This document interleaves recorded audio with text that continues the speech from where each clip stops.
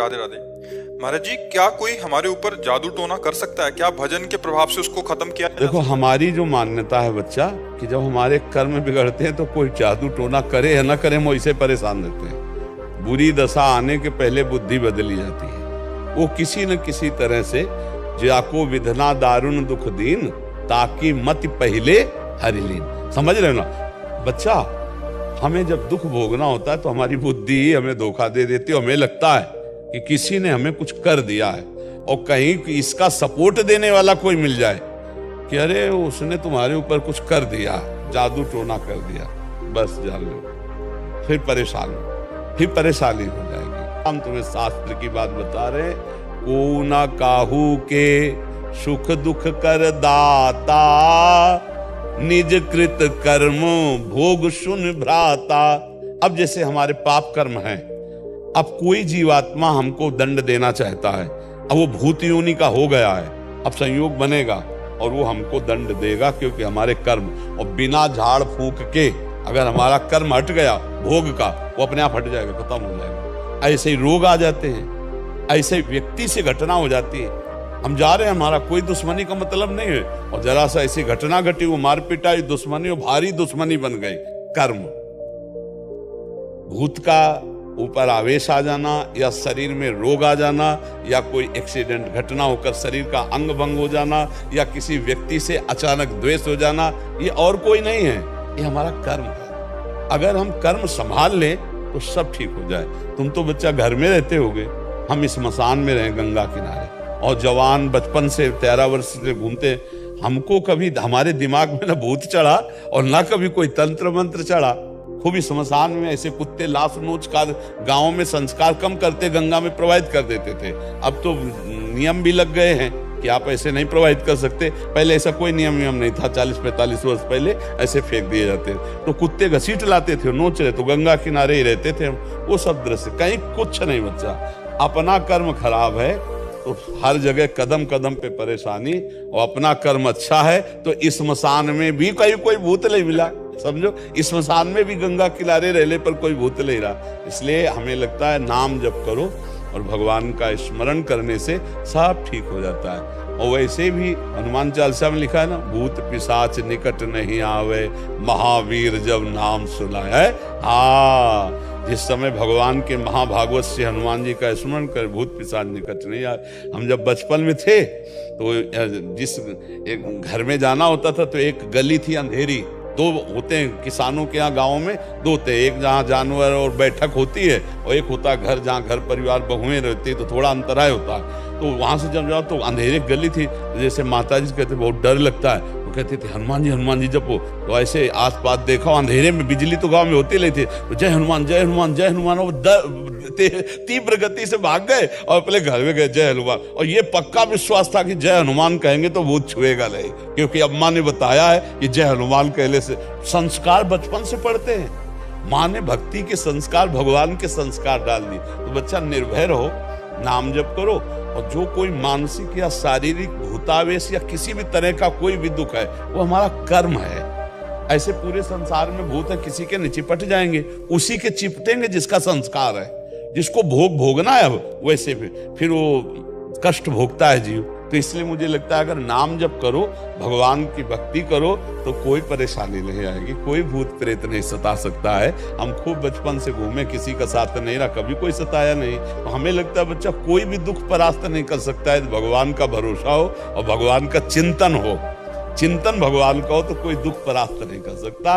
और भगवान का चिंतन न हो, शरीर स्वस्थ है, सब व्यवस्था है, फिर भी जलोगे, कामनाएं जलाएंगी, आपका गलत चिंतन आपको जलाएगा, पड़ोसी जला देगा, कोई द्वेष वो आपके चिंतन में आके आपको क्लेश देता रहे, और भारी कष्ट है। और भगवान आनंद सिंधु का चिंतन है, तो देखो आप लोग भी सुनने आते हो, क्या आनंद की बात सुनने आते हो, आनंद का क्या महिमा ये देखने आते हो। साधु महात्माओं को क्यों देखते हैं? ये भगवान के भक्त है, आनंद सिंधु के भक्त है, देखते हैं भक्ति का क्या स्वरूप है।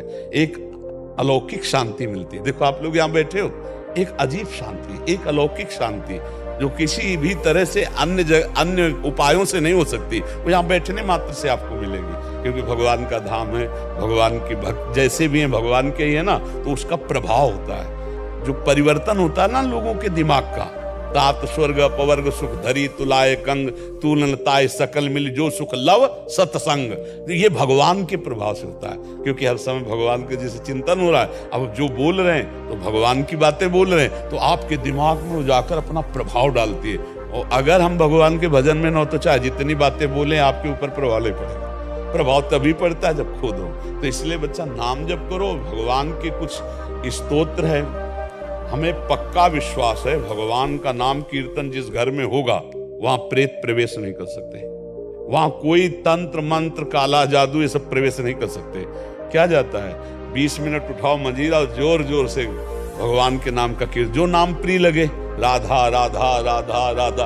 विशेष विशेष ध्वनियों में संत जन गाते कि संसारी पुरुषों को धुनिया पसंद है तो उसी धुनी में गाओ राधा राधा राधा। गाड़ी में लगा लिया और राधा राधा, संगीत और ध्वनि से ज्यादा मन आकर्षित होता है, तो उसको सुनते हैं हम। जब राधा नाम कीर्तन करते हैं तो परम मंगल हो जाता है। ये विश्वास मान लीजिए बच्चा, जिस घर में नाम जप होता है, ठाकुर जी का चरणामृत उतरता है, उनको स्नान होता है, भोग वहाँ है, सब जो विघ्न डालने वाले विनायक हैं ये प्रवेश नहीं दे पा सकते।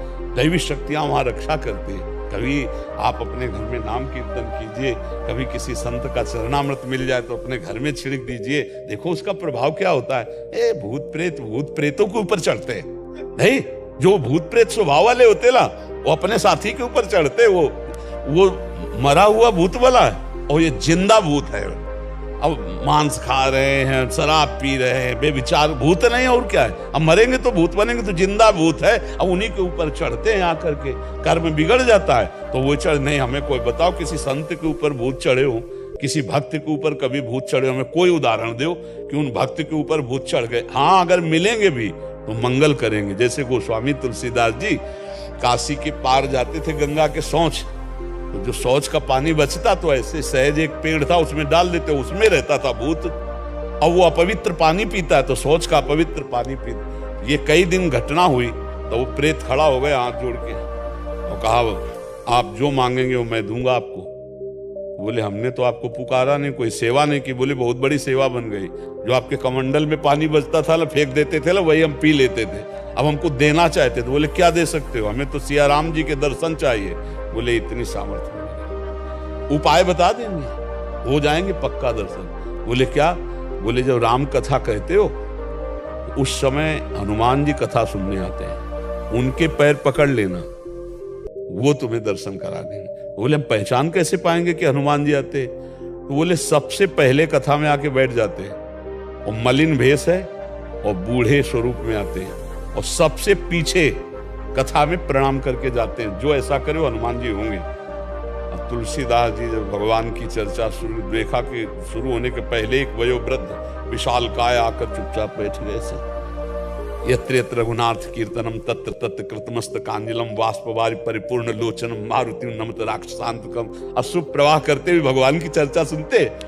और जब कथा संपन्न हुई सब चले गए तब वहां के ऐसे रज लेके ऐसे लगाया कि भक्त चरण रज है। सोई गोस्वामी जी दौड़ पड़े, सोई भागे हनुमान जी। तो तुलसी घाट से काफी दूर है संकट मोचन हनुमान जी, वही संकट मोचन हनुमान जी। तो काफी दूर में जाके चरणों को, तो हनुमान जी रुक गए। बोले क्या चाहते हो? तो कहा सिया राम जी के दर्शन। तो कहा यहां नहीं, चित्रकूट चलो। तब चित्रकूट हनुमान जी लिवा गए। फिर राजकुमार के रूप में जब राम लक्ष्मण जी के दर्शन हुए, चंदन वो लीला। तो देखो प्रेत ने भगवत साक्षात्कार का विधान बना दिया। प्रेत ने भला मंगल किया, महामंगल कर दिया भगवान के दर्शन का, साक्षात्कार का। तो हमें नामदेव जी को एक बार प्रेत में भगवान विट्ठल के दर्शन हुए महाराष्ट्र में। तो जो भगवान का नाम जप करते हैं, भगवान का कीर्तन करते हैं, भगवान की भक्ति, उनको कभी कोई अमंगल नहीं कर सकता।